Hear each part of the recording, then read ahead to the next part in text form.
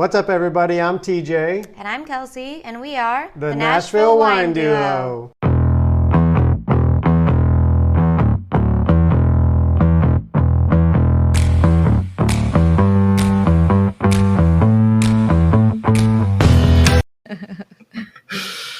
All right. We are back. Another killer episode. We are so excited to have this man. You've been talking about this for weeks. He has. He's been talking about this for weeks. He's really so excited. Yes. Besides wine, I love my whiskey and my bourbon. I love cheese. We're eating cheese too. So we have the man here, Andy Nelson, co-founder and head distiller of Nelson Greenbrier. Yep. One of the Nelson brothers. Yes. Happy to have you on, man. We're going to do a whiskey and cheese pairing. We're so excited. Yes. How are you, Andy? I'm great. Yeah, happy to be here. Thanks for having me. You are our first distiller, our head distiller on the podcast. All right. Do I get a medal or something? We're going to give you a button. Yes. Yeah, you'll get a button before you leave. Good, yes, with our faces on it. We have to wear it everywhere. It just hasn't come in yet. Yeah, we'll ship it to you when they arrive. No, it's an honor to have you on. And like Kelsey said, I've been so excited about this and just to learn the history of Nelson Greenbrier and to just taste along with you. Yeah. You brought some bottles, and so this is an honor. So we appreciate your time and just coming out here to Franklin, Tennessee to do this podcast with us. Yeah, good deal. And funny side note, he came 45 minutes early, which is totally okay, but I was in my pajamas at noon on a Monday. Real life. TJ had an eye appointment this morning, so he got lucky. He was already all ready. I just took off to the back room. But you know what? In fairness, I will say I thought I was 15 minutes late. Yes, so, I know. Yeah, a little bit. Schedule's thrown off. I know. It's a great way to start a podcast. Oh, good. It made me feel like I like that you guys are it's in your home, so it's very comfortable. I didn't feel like I was at a doctor's office waiting or something. That's good. I could have just stayed in my pajamas. You could have. I would not be offended. No, we are very chill around here, so Yes. But, well, let's dive right into it. What's the first question you want to ask him? I want to know the history. How did you get into the whiskey game? I know it's a family thing, Yeah. But tell the story for people that don't know the story about Nelson Greenbrier and how it all came about. And yeah, well, I've got kind of an elevator pitch. I've got basically a 15-second all the way through a 2.5-hour version. So I'll figure something out in the middle between those two. But basically the whole thing started because my brother Charlie and I did not know growing up about the history of our family and company. Really, we'd heard kind of rumors that we weren't sure if we believed, and those rumors included things like there was some fabled story about one of our ancestors falling off the boat with the family fortune in gold sewn into his clothes, and that is a story that we did not. I know, at least for myself, I did not really believe because my dad told this story when I was probably 7, 8 years old, and he was a big storyteller guy, and definitely of the ilk of storyteller to go by the mantra of never letting the truth get in the way of a good story. And so I knew that, and my mom, because my mom would tease him about his stories, how he's embellishing and this and that, and so I, as a 7, 8-year-old, thought Dad was just making things up, So that was the lens with which I saw or heard this story that Dad was telling about that. And he knew almost no details beyond just what I told you, someone falling off the boat with the gold. So there was that, but we didn't know that had anything to do with the family business, because we had heard a separate kind of rumor that there was some sort of whiskey thing in Greenbrier, Tennessee back in the day. So that was it. I didn't know growing up where Greenbrier, Tennessee was. Didn't know what this whiskey thing was, if it was legal at all or just a big moonshine operation or a small moonshine operation. We just didn't know. So fast forward to 2006. So my brother and I were on a trip. So our dad had gone in with some friends of his, three buddies, to buy a full cow worth of meat from a butcher in Greenbrier, Tennessee.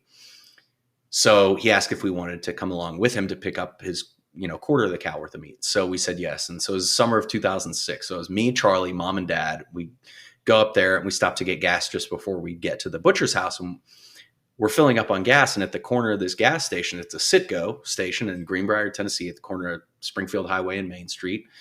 And there's this big green historical marker that says Nelson's Greenbrier Distillery on it. And, when we saw that, the hair on the back of my neck kind of stood up, and we read on it. It said 1 mile east on Long Branch Road, Charles Nelson opened the Greenbrier Distillery. And it goes on to talk about the rest of the history, the economic prosperity it brought the town and county, finest producers of, whiskeys and fruit brandies, et cetera, et cetera. And so this was just this very surreal moment where we were like, all these little details and rumors and ideas that had been kind of long forgotten in my head anyway, started slowly pouring back. And this kind of narrative was, revealing itself in my head, I guess. So anyway, we were still filling up on gas. So we stopped, filled up the tank and headed over to the butcher's house. Well, he happened to live about a mile east, and we asked him what he knew when we got there. What do you know about the old distillery? And he said, well, you're standing on the land that this plot of land was where the distillery was. Look across the street, and it's just this little 2-lane country road we drove up on, and across the street, a building that we saw driving up. We didn't know what it was. Well, it was an original barrel warehouse for the distillery. And so we went, checked that out, still got the rick structure, no barrels in it anymore. But, and then a little bit behind that is this creek, and sitting above the creek on stilts, this little building that held the fermenters back in the day. And then a little hill on the other side of the creek. And about halfway up the hill was this original spring house with the spring still running, feeding the creek. And so, we saw that, drank from the spring and all.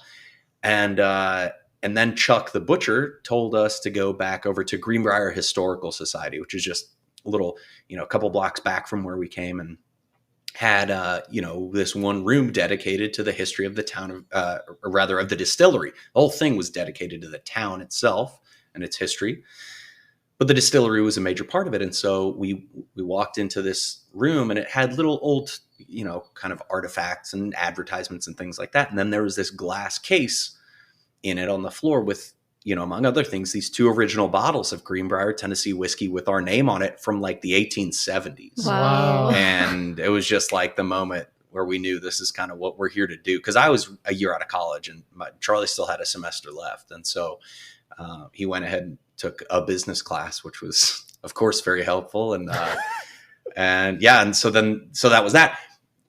So that's like kind of one part of it. And I don't want to take the entire time we have here telling this story, but from there we started researching the history. We still knew almost nothing about it, not only that the rumors were true, but that it was possibly bigger than we thought. Mm-hmm. And so then we started doing the research, and found out a whole lot more. And it was just over the years. And so we've collected all these crazy details about the history, and that the reason we're doing it is because it's all true. Like, we didn't have to make anything up or embellish anything. It was like we found these documents, and all this history is like wild and true. And it was, back in the day, it was the biggest distillery in the state of Tennessee, fully legal and everything, until Prohibition. So, wow. Yeah.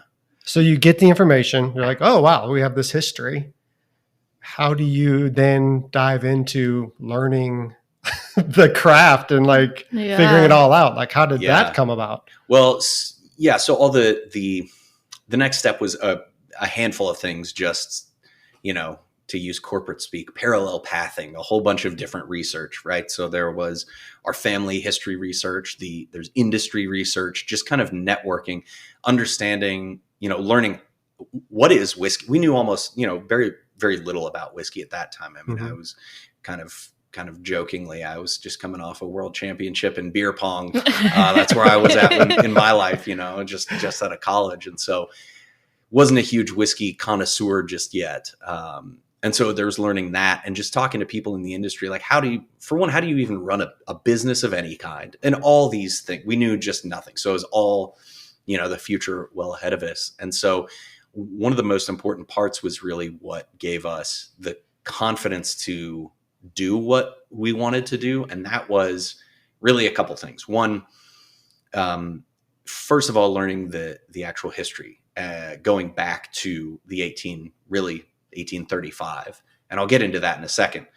And learning that this history was not only so so long, you know, it's such an old storied true history and kind of wild, like I said, but then hearing the people in the industry who had been in the industry for decades and decades and, you know, high level positions and everywhere in between, they told us that, you know, you guys have got to have the best story in the business. Like, this just is. So you've got, you know, so long as you do this other stuff right, you've really got something good going here. And so just hearing that from people who knew what they were doing and talking about was like, okay, I feel good about this. Like, we have a good foundation to really do this and believe in it. Because if we didn't, you know, I'm not necessarily the most just randomly self-confident person. You know, if fake it till you make it is really tough for me. If that makes sense. Yeah. You know, if I don't really, really believe in something, and it's hard for me to like go full in, you know? So yeah, but, well, while we're sitting here, I might as well just go into the history, because get it out of the way. I'm interested in it. Yeah. So what we found out over the years, we found out little bits and pieces. We kind of put the puzzle together, but so it starts out in 1835. My great grandfather, Charles Nelson, was born. So that's triple great. If you're not counting. So he was born in 1835 on the 4th of July, actually, in a small town in Germany called Hagenau, not too far from Hamburg. And his father, John Philip Nelson, my quadruple great-grandfather, owned a soap and candle business. And John Philip decided in 1850 that he wanted to sell the family business and everything they owned and had the family move to America. So that's exactly what he did. And in the sale of the business and their home and everything, he had everything that the family owned converted to gold coin and had special clothing made to hold all of the gold sewn into his clothing for the boat ride over. So then they hopped on a boat called the Helena Sloman. So Charles was one of 6 children. His oldest sister, he was the second oldest sibling. He had an older sister who had already moved to the States with her husband. But Charles was 15 at this point in 1850. And so he was the oldest sibling on the boat. And so let's see, where was I? So they got on the boat called the Helena Sloman from Hamburg to New York. And while they're at sea, this is October of 1850. While they're at sea, there are big storms and high winds, and they're somewhere off the coast of Newfoundland, Canada, you know, pretty close to final destination. And I don't know if it hit an iceberg or what, but big storms, and the boat gets damaged and is slowly sinking and taking on water. So after about 3 days, there's an American ship that comes nearby, and they signal, you know, SOS or whatever. I guess that's probably a universal maritime equivalent. Anyway, Morse code. So this American ship called the Devonshire, you know, comes back to rescue the passengers. And they're just, I mean, think of the movie Titanic, the rescue boats shuttling people back and forth. So they get to the very final rescue boat, and John Philip, with the family fortune and gold sewn into his clothing, was on the very last rescue boat. Well, that boat capsizes in transfer with, you know, I think it was 12 people on board, and they all, of course, drown. Again, I mean, it's iceberg. It's not exactly tropical waters. But again, John Philip had the family fortune and gold sewn into his clothing, so he just sank to the bottom of the Atlantic immediately. So that was the end of him, but the rest of the family had ended up getting to the Devonshire safely and then safely to America, but with literally nothing but the clothes in their back. And so they get there, and Charles, again, oldest at that point, is 15 years old.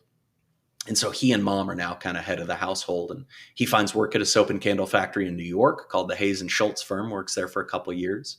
And then, so about 1852, he moves over to Cincinnati, Ohio, where his sister had already lived. So as now a Cincinnatian, I guess that's what they call it. Yeah, that sounds right. For the 1,000,002 times I've told this story. So as a Cincinnatian, he becomes a butcher. Cincinnati is known as Porkopolis, big pig farming town. So he becomes a butcher and learns actually a lot about the sales and production of whiskey, because he has these relationships with distillers, because the animals he's butchering while they're alive are being fed from spent grain from a nearby distillery. So he has, you know, pretty curious fellow, I imagine. So learns a little bit about that. Anyway, then about 6 years later, moves down to Nashville in 1858 and starts his own grocery business downtown, what is on now 2nd Avenue downtown Nashville, but then it was known as Market Street back in those days. And so that was really the foundation. The foundation of that business, rather, was his 3 best-selling products, which were his coffee, meat, and whiskey. So those, his coffee vendor, his coffee delivery guy, and his butcher kind of were buddies. And what Charles decided was that his whiskey was his best-selling and most profitable product, and it was being distilled at a distillery in Greenbrier, Tennessee, which is about a half-hour drive north of Nashville in the modern day.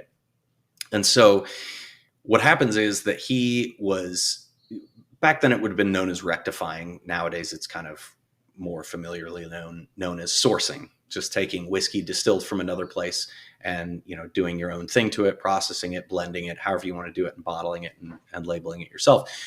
So that's what he did. So he took this distillate and helped, age it and then blend it and bottle it as Greenbrier Tennessee whiskey.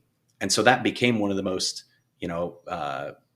popular and profitable brands in the United States back in the day. So he was kind of doing very well with it. And he decided, let's get out of the grocery business, and I'm going to buy the distillery that's distilling my whiskey and let my other 2 vendors do as they please with their respective products. So his butcher's last name was Hill, and he had this business that eventually evolved into what's now known as H.G. Hill Food Stores, Oh, wow. Yeah. Regional kind of Middle Tennessee area grocery chain. And then the guy who delivered his coffee, his last name was Cheek, Joel Cheek, and he brought that blend up to what was on 4th Avenue at that time, the Maxwell House Hotel in downtown Nashville. So he takes this brand of coffee, or this blend of coffee, to the Maxwell House Hotel, and that's where the Maxwell House brand of coffee got started. What? That's wild. Yeah. So Cool. Charles, he purchased the distillery itself with a patent for improved distillation.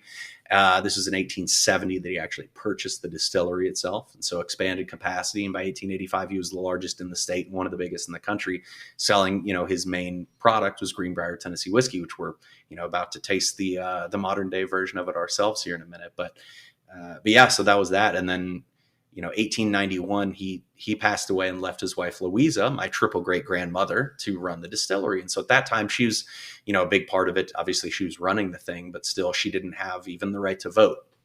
Wow. And here is this is one of my favorite things, is kind of not only like the bits and pieces, like the kind of bullet points of this story, but also like adding a little context, like painting a picture culturally of what was happening. So she was an immigrant woman in the South running this big, demon whiskey sinful enterprise, and so she had all this kind of the deck stacked against her in so many ways. But she ran the distillery up until 1909. So from 1891 until 1909, when statewide prohibition hit, and that was really the end of it. And so Louisa's part in it is a big thing that we try to keep and put it, into the limelight, because back then she had so little. Like when we found, for example, her obituary, it's a little bit more than this, but basically her obituary said, Louisa Nelson, born 1838, died in 1918, and here's what her husband did, and it was just, it's just kind of insulting, Yeah. And so she was such a big part of it. She ran it for 18 years, and so. Anyway, we've tried to do a lot to. Have you learned more about her life? Mm-hmm. Yeah, I mean, and a lot about it.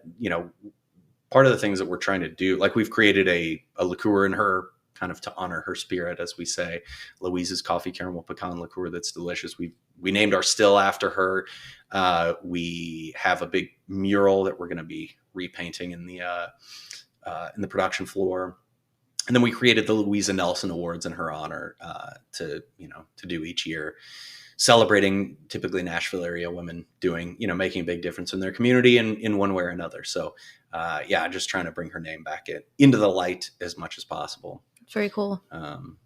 Anyway, so that was really the end of it. And then I kind of told this story backwards, fast forward to 2006 when we rediscovered everything at the butcher's house, and that was kind of where it started. Everything just died from in Prohibition when that happened. Mm-hmm. And then it didn't all get rediscovered until that story you told us about the gas station. That's right. Yeah. And we've had, some of the original bottles we have from back in the 1870s.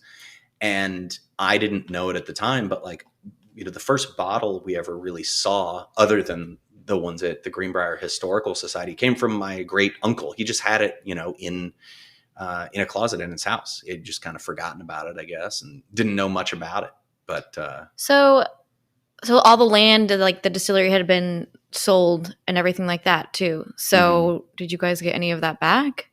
No, not yet. We'd like to, but it's kind of a cool thing. So there's a plot right now that, so for one, Greenbrier is, it's not exactly New York City, but it's also like not just the rural countryside. I mean, there's some of that, but it's kind of, it's a town with houses and stuff, and kind of like a country suburb kind of feel. And so there are a lot of houses there. And so the land was quite large, but it's been parceled out into different plots now.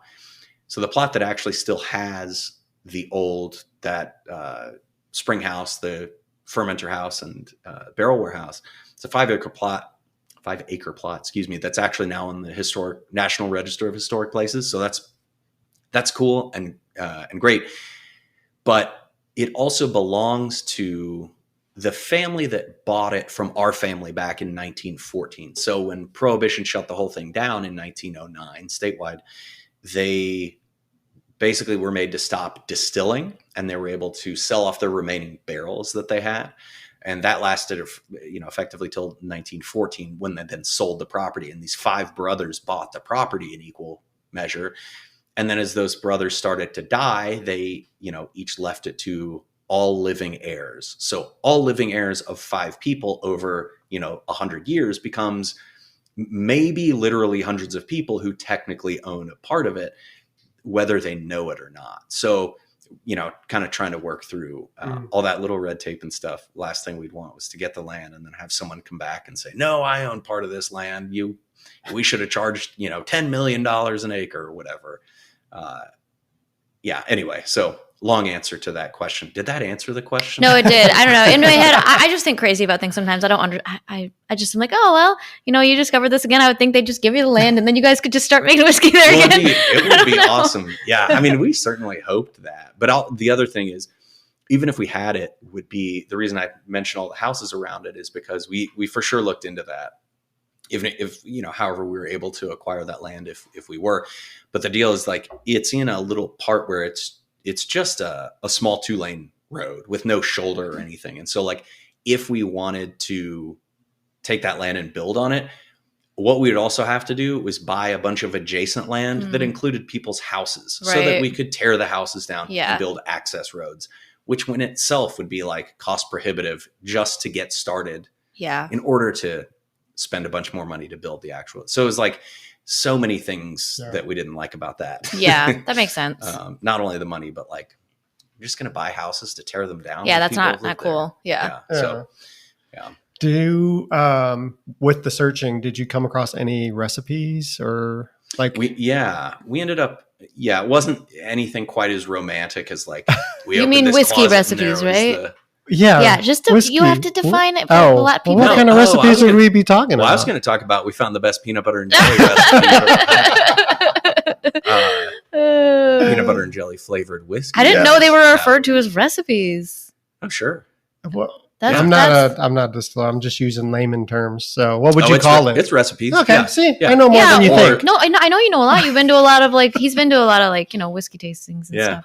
Well, I bet you may have been thinking of the term mash bill. Does that sound familiar? Maybe. Because that's kind of used interchangeably with whiskey. The mash bill is just the percentage of what grains you use. Oh, okay. And so people kind of use that interchangeably. But yeah, we ended up finding, to me, a mash bill is only a part of the recipe. Gotcha. But we ended up finding that. So we had this, in doing all of our research and stuff, we spent hours and hours in the state, city, county archives and things like that. And so I believe, I can't remember if this was downtown in the Nashville in the city, or maybe it was the state archives. And my brother found, the way that he described it, he had this, he felt like Santa Claus with this sack full of nickels, what was it? Yeah. Anyway, he has this funny wording for it. I forgot, but whatever, like Santa Claus with this, pillowcase full of nickels on his back to use for the microfiche machine. And I feel like I'm pretty close to the cutoff where people don't remember what microfiche was. I don't. What is microfiche? You don't remember that? Uh-uh. Oh, so it was like, it was like like a projector kind of, it was on film, but all the images were like shrunk down real tiny. And so you'd put it on a film that was like, it was almost like, it was just real tiny. So you could have a bunch of, this is the worst way to explain it ever. I'm like really stumbling over my words here. It's okay.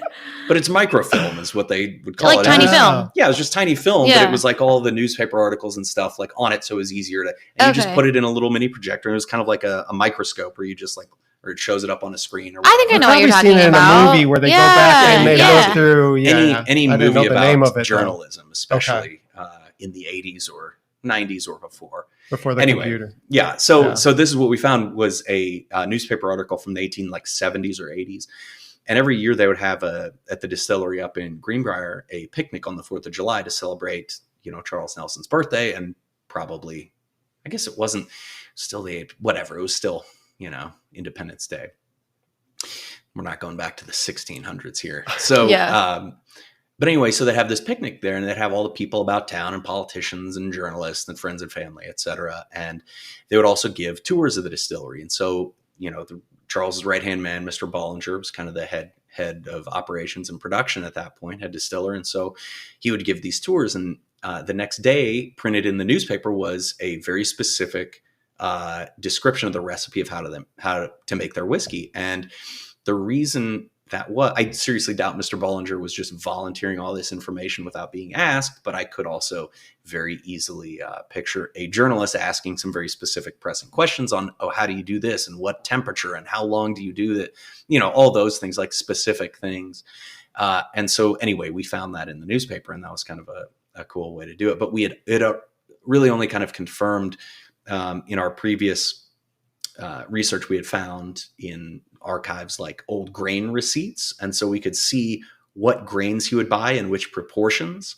And it was like an idea of generally what the mash bill probably was. Mm-hmm. And it was pretty close. Wow. So yeah, that was cool. That's cool. Very cool. So you brought some bottles. I did. Whiskey and bourbon. Yeah. Real quick. Yeah. For people that don't know what people the difference between whiskey and bourbon.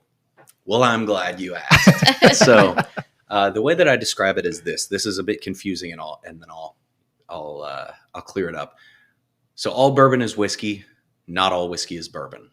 So the way that I think of it, and then Tennessee whiskey is yet another layer deep. So whiskey is the overarching kind of the umbrella category here. And whiskey is just spirit that has been distilled from grain and aged in a barrel.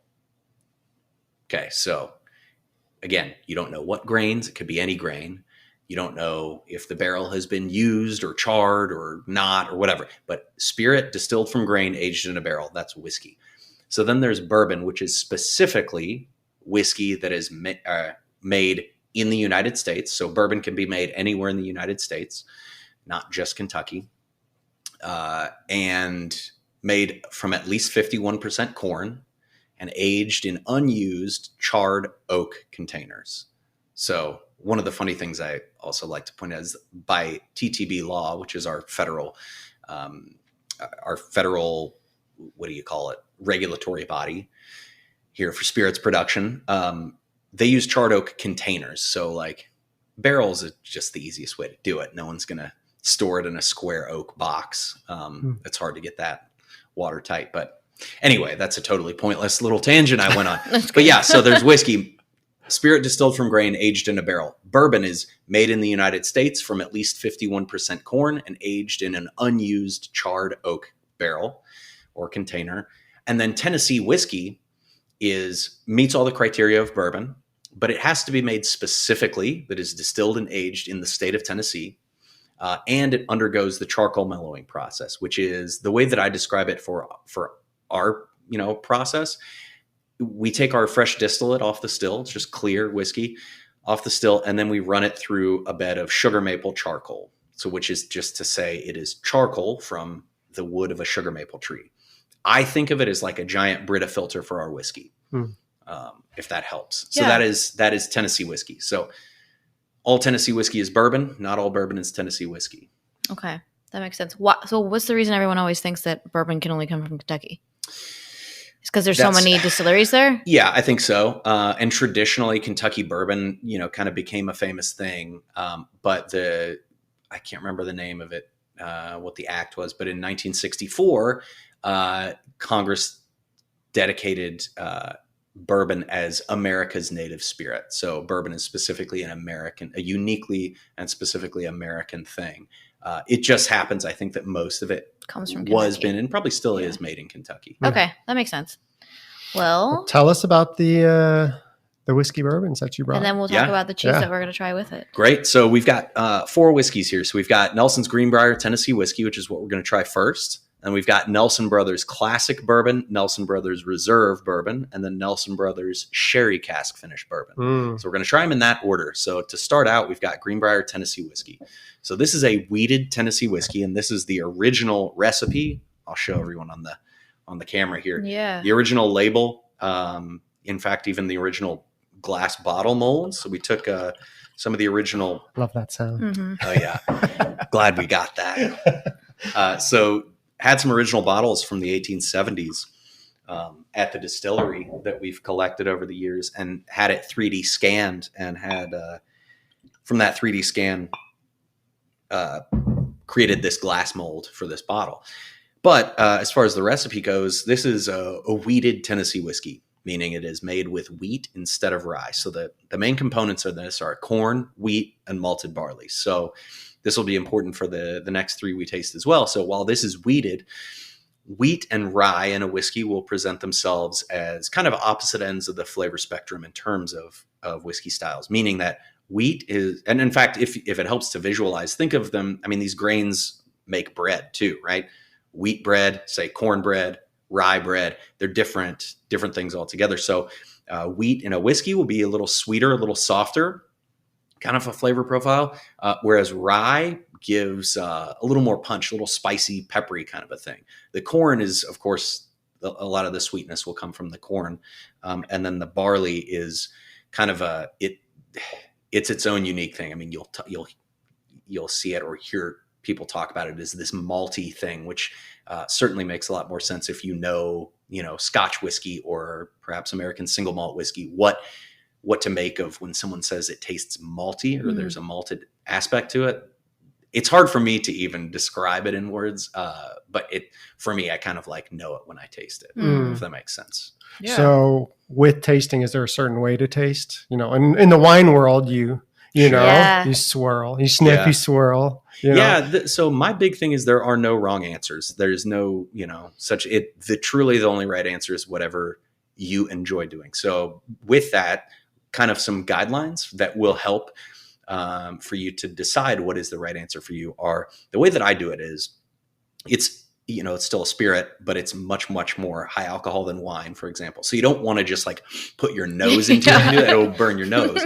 So what I do is I go as though I'm about to take a first sip. I'll put my mouth on the glass and then I'll breathe in through my mouth and my nose. So I get a little bit in my nose, but the vapor's kind of on the back of my palate and my tongue. So you kind of taste the vapors with your tongue. Yeah. You're kind of tasting the nose of the spirit. And that's very, very helpful. You get a lot more robust idea of the nose, and especially if you're trying to write tasting notes and things like that for the nose, that's very helpful. And that's kind of how I do it.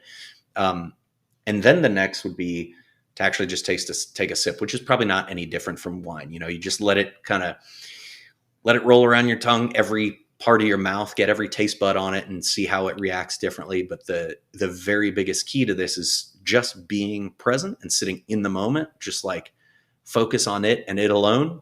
And one of my favorite things about tasting a whiskey or food or any, wine, anything, is that it is, and this is the key to being, no wrong answers here. It is uniquely your experience here. No one can ever tell you, oh no, there isn't this note in it. There's only X, Y, and Z. Yeah. So what if you don't get what they get and vice versa? Right. So much of it has to do with maybe it's a very specific dessert recipe that your grandmother used to make and you love that thing. You have that aroma in your mind bank forever. And it's that unlocks something in the whiskey that you're oh, this reminds me of that.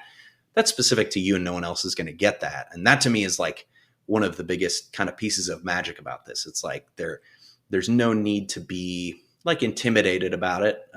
For whiskey, there are a lot of people who are kind of intimidated, but that's the thing that I tell them is like, think about, your grandma's kitchen or whatever it is that kind of has these specifically aroma. It's, closest scent tied to memory. But anyway, tangent again. Good words. No, just kind that's awesome. Yeah. And then the finish, again, just sit there and let it, just swallow it, let it hit every part of your mouth. It's super smooth up front. You already tried it? Yeah, I tried it.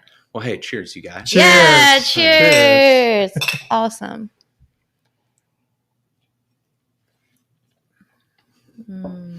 So this one is the barrels that we have with this whiskey are between 4 and 6 years old, and this is 91 proof. Whew. So it's good. It's good. It's really smooth. I know. I'll get the kind of classic bourbony notes to me. Yeah, caramel, vanilla, even a little bit of like cherry almost. Mm-hmm. To me, wheat whiskeys or wheated whiskeys will present to me a little bit of something cherry in there. And I get that a lot more in the finish. I get the caramel a lot. It's actually kind of weird. So I lived in Colorado for a while, 10 years, and I'd go out in the woods and there was these trees, and I would teach people this trick. If you'd go up to them, certain parts of the wood, they'd be really, really like kind of this orange color. And if you smelled that part of the bark, it smelled like caramel.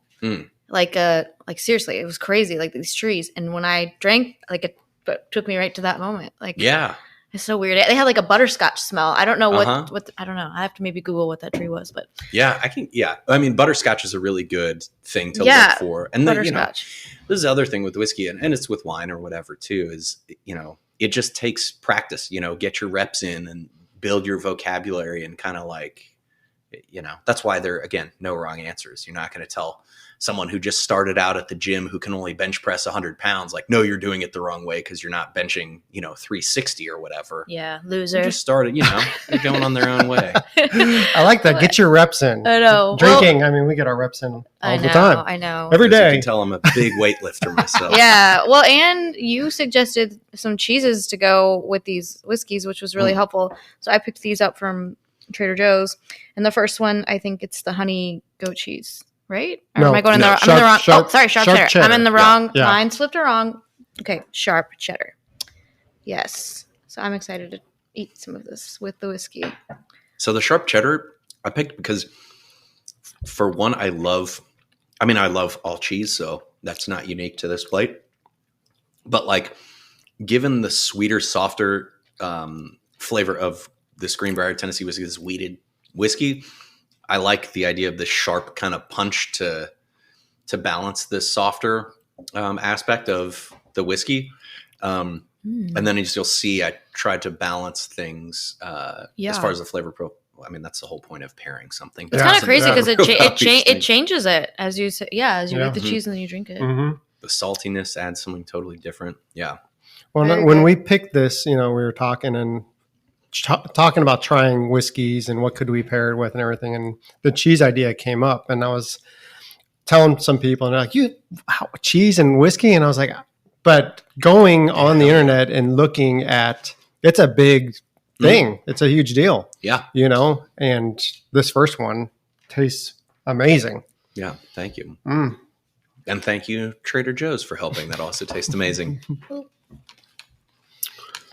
Love it. Yeah, it really helps, I guess, even calm the whiskey down, like the cheese and the pairing, Yeah. It's very nice. I know. It's really, really, really good. You want to move on to the next one? Yeah. I got water to rinse out the glass if you need to. Oh, yeah. Yeah, so the next one is going to be Nelson Brothers Classic Bourbon. So this here is a high rye bourbon. So this is whiskey from 3 different states, from Tennessee, from Kentucky, and from Indiana. And it's all high rye bourbons from those states blended together to create this particular flavor profile. So the bourbons in here are in the barrel for between 5 and 7 years old. They're in the barrel for between 5 and 7 years. And the proof on this is 93.3. So again, given that this is a high rye bourbon, the rye being more spicy, peppery, that kind of a thing, the idea with this whiskey is to be as versatile as possible, whether someone likes to drink it neat or on the rocks or in a cocktail or whatever, stands up really well in a cocktail. And rye spice gives it a really nice backbone so that the whiskey doesn't just kind of drown in whatever it's being mixed in with the cocktail. So that's always very good. But we're pairing this one with a buffalo mozzarella, right? I figured it was like, the mozzarella to kind of temper that rye spice. Not that the rye spice is too much. It's like, to be honest, I think it's just enough. But you know, in the Head Distiller, in the kind of inverse way that the sharp cheddar would balance the softness of the Tennessee whiskey, the kind of soft, both physical softness and flavor wise of the mozzarella could balance the kind of rye spice of the. I love this. Like as you're talking, I'm just like eating and drinking, and I'm like, I want you to be around whenever I'm just drinking and eating, and you can kind of, you know, be the background description of what I'm enjoying. That is so good together. I love this one. I feel like I could just completely drink this straight in a glass and enjoy it. This is one of my favorites. I've had the classic before, and it's a go-to. I love it. So smooth, so good. Thank you. I love this. Might need to ask a question so I can just kind of enjoy this for a second. Well, tell me about, so like now, like what does the operation look like now? So we're in the Marathon Village area of right near downtown Nashville.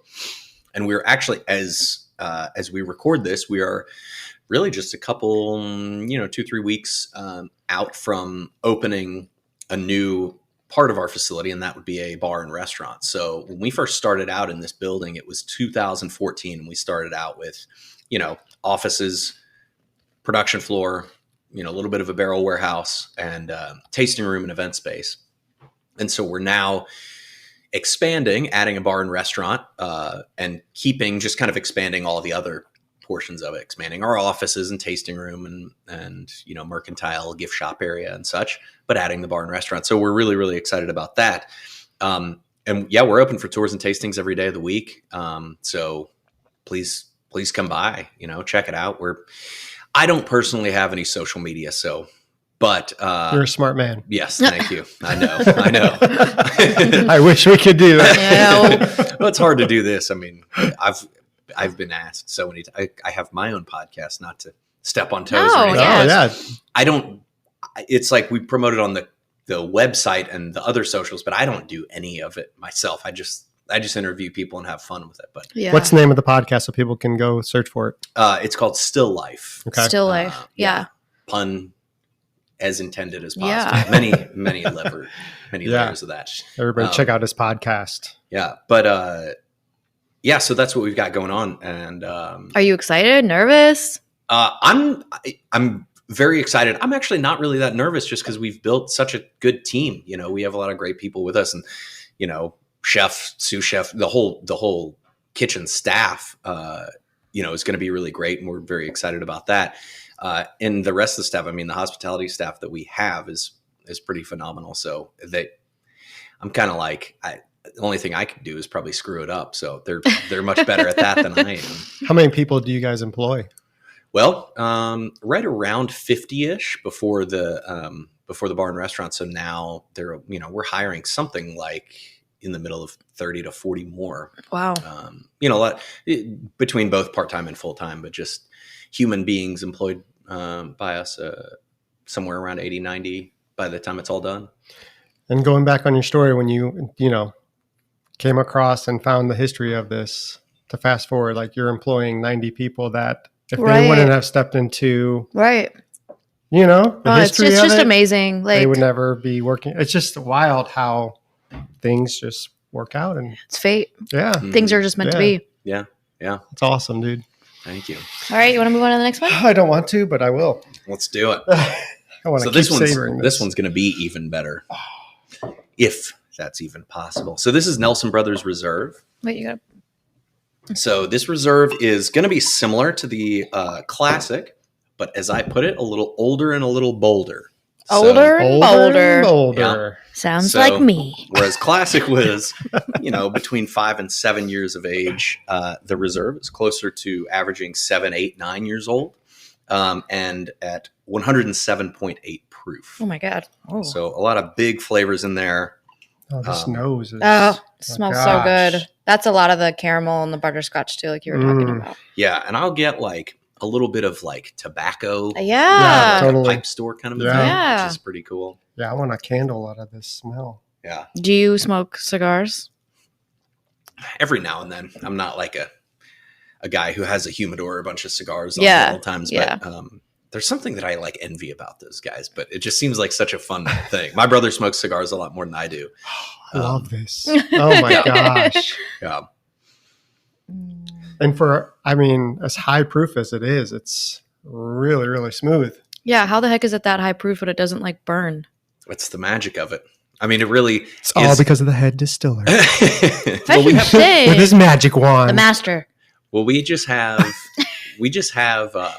honestly, we do have a really good team around us. So like our blending and bottling teams and, our kind of sensory team, I guess you could call it, when we take whiskeys from all over the place, so the Nelson Brothers is not our own distillate. Greenbrier Tennessee whiskey is our own distillate. The Nelson Brothers is sourced, which is to say we buy from other distilleries. And so I think of our barrel inventory like as our spice rack. So in that way, when I see it, I see the more kind of exotic our spice rack can be, the more interesting, unique, complex our final blends in the bottle can be. And so that's helpful when you're trying to create something that's maybe, high proof, but also entirely drinkable quite easily. And so sometimes they're just little, you add, you change the percentage of one component by 2%. And it's like, yes, that's it, where it was kind of missing something before. And so it's just like, it's waking up at the crack of noon tasting whiskey, ain't easy, but it's a rough job. But it's for sure one of the perks of the job, but it still is our job. And so, we can only taste really 3. We typically will limit ourselves to like 4 samples at a time, because you get palate fatigue. It's like, oh yeah. Yeah. I was going to ask, do you guys, anymore. like with wine, do you like with whiskey, do you spit? I don't. Just okay. And typically no one on our team does. Yeah. I'm not offended by people, but it's just a different because to me what is so important is the finish in the whiskey. Yeah, you want to feel it all the way down. Mm-hmm. Yeah, gotcha. Yeah.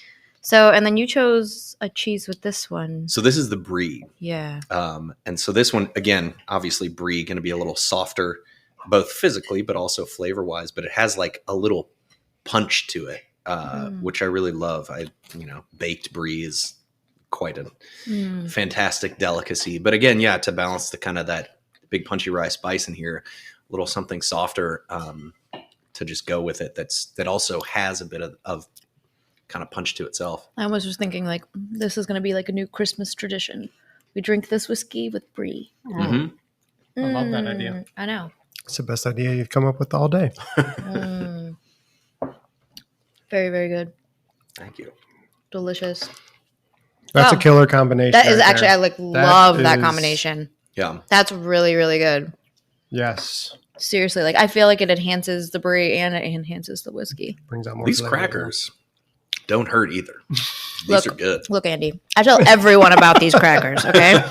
These crackers, any cheese you ever want to pair, this is the cracker. Okay. So these are the multi-grain crackers from Trader Joe's. Yeah. It's a white box with a green label, green at the top. And I'm not kidding. You want a cracker that's going to go with any cheese? You get these crackers. Mm-hmm. Yeah. Love it. Oh, that's good. Yeah, that's the pairing. So good. Get a load of this next one. Oh. So you guys came out with a cask series. Mm-hmm.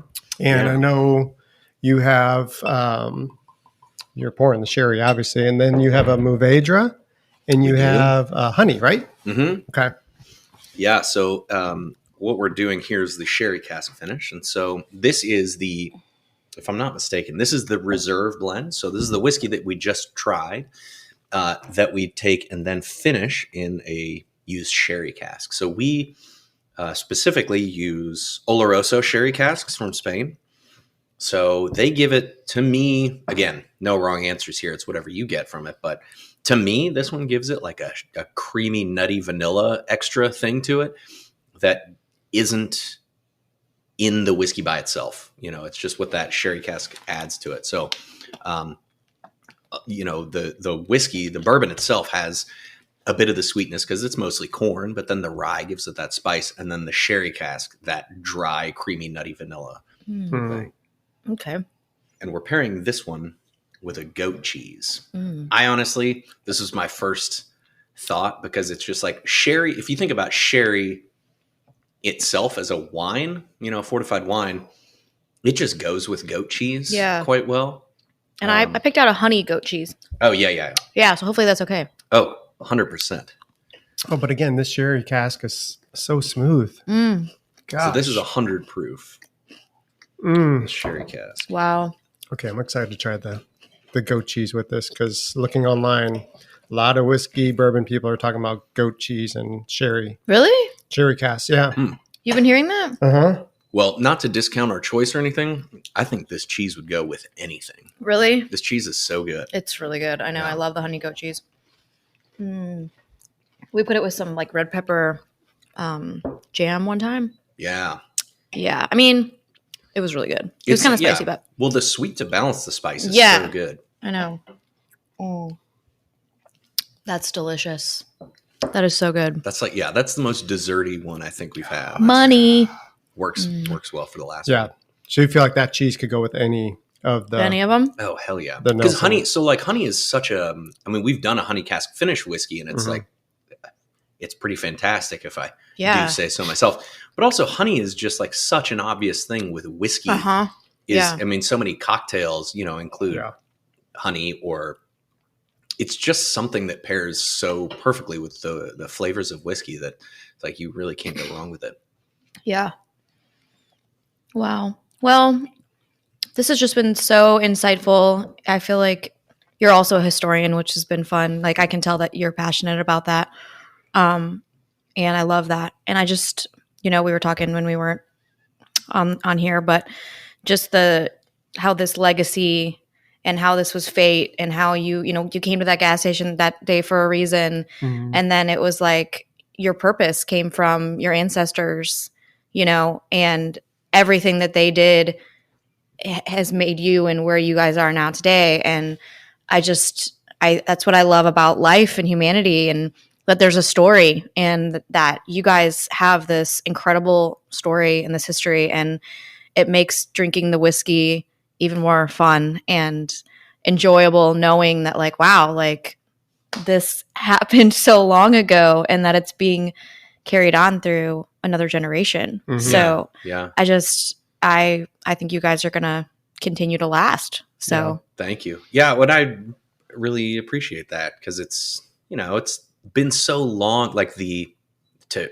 overuse the word again, our journey has taken, this is 2006 that we started and I was a year out of college. So it's been, almost half of my lifetime trying to, first of all, get this started. And then quite a few years later, finally getting it started and then just growing. It's like, I never feel like we're fully at the starting line yet. It's like always one more thing to go before we can say we've really started. But yeah, you're right. Without our family history, we would not have gotten into the spirits world. It just was not something that I had a natural passion for it. And so it's so exciting to me and interesting to hear, because it's my experience is I got into this via, our family history, and that was my passion that ignited via that. And so I don't know, it's a lot of fun to just kind of talk to people about what they, what brought them into this industry, and it's all different angles, and it's all, right. Again, still no wrong answers for that either. It's just however you arrive there, we're all in the same industry with the, similar passions, but slightly different angles on it. Yeah. But it seems so fun and cool. And you could have been a banker. Oh God. Theoretically, I would never have gotten. I would have never. What would you been doing instead of a head distiller? What would you be? More likely than anything, probably video editing. Okay. So, because right out of college, before I we discovered this, I started doing video editing. Had no experience in it. Yeah. Started as the low man on the totem pole. You know, it was at my dad's company. He had a software publishing, like educational software, teaching kids how to read and write and stuff. And, they just hired me for nothing right out of college to start doing video editing for little interviews and stuff. Very simple stuff, but I really enjoyed it, and it fit my particular kind of skill set pretty well. And before we knew that we were going to do the distillery, I thought maybe I could really do this. Maybe I'll move back out to LA and try to, you know, work on movie trailers or something to start out. But for better or worse, that's not the way it turned out. Yeah. So, well, we thank you so much. Thanks for your We're excited for you. You said you got twins on the way, Yeah. which is awesome. yeah. I just think that that's great, and your life, and you're an awesome person, and you've been so fun to talk to. Yeah. Thank you. So- Thank you guys. Cheers to You're welcome. Andy. Cheers. Cheers And to then I Nelson gotta- Brothers. I gotta sing it on the way out. Rain makes corn, corn makes whiskey, whiskey makes baby.